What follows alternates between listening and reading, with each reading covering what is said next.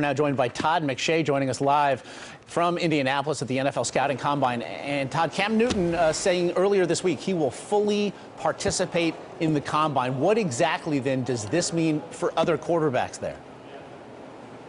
Well, Josh, if other quarterbacks are making decisions off of what Cam Newton's doing, they're not making it for the right reasons, I should say. You need to decide as a quarterback what's best for you. And some quarterbacks will not throw, but the vast majority will throw and run and go through all the workouts, probably more than we've seen in recent history. Blaine Gabbert, my top quarterback in this year's draft, will opt out, which is just fine. 8 of the last 12 first-round quarterbacks have not thrown here at the Combine. Christian Ponder as well from Florida State will not throw, but the rest of the quarterbacks will go through the entire process. You're talking about 13 other quarterbacks in a very deep group. It doesn't have that elite 1 or 2 guys at the top this year like we've seen in years past, but we also have a very deep group where we could see up to 8 quarterbacks taken. Guys like Ricky Stanley, Andy Dalton, Ryan Mallett, Colin Kaepernick. 8 quarterbacks could come off the board in the first 2 rounds, and we usually have an average over the last 3 years of just 3 quarterbacks in the first 2 rounds. So it's a very deep group of quarterbacks. Should be very interesting to watch them work out. Todd, given that they could just throw at individual workouts, what do quarterbacks have to gain throwing in Indy?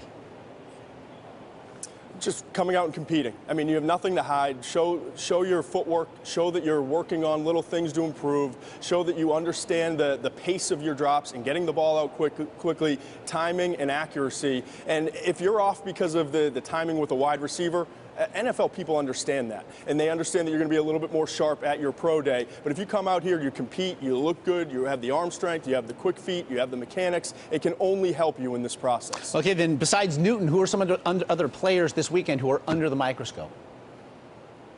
Well, I think if you're looking at the quarterback position, Ryan Mallett is a player that really jumps out, and it's going to be more about how he does in the interview room than how he does on the field throwing the ball. We know he has a rifle arm. I mean, it takes 2 plays on Coach Copy tape to watch that he can make every throw. But the questions are more in terms of the intangibles, his leadership, maturity, some off-the-field questions, and then just overall how he handles pressure. I think that's going to be the one thing that NFL teams are going to grill him. You have 15 minutes with the player. Each team gets to submit to the Combine 60 players that they want to interview. I think Ryan Mallett, for teams that need a quarterback, will be spending a lot of time focusing on those questions rather than maybe just breaking things down on the board. Okay, a day then into the process, what's been the biggest story there so far? Well, so far, we've basically just had measurements, and guys are getting measured now. The second group, the quarterbacks, wide receivers, and running backs. But Tyron Smith, the offensive tackle, I thought was the story of day one. Comes out of USC as an underclassman, 2 years as a starter, both at right tackle, and he's really flown under the radar. He's the only offensive tackle that is an underclassman. I think that's why.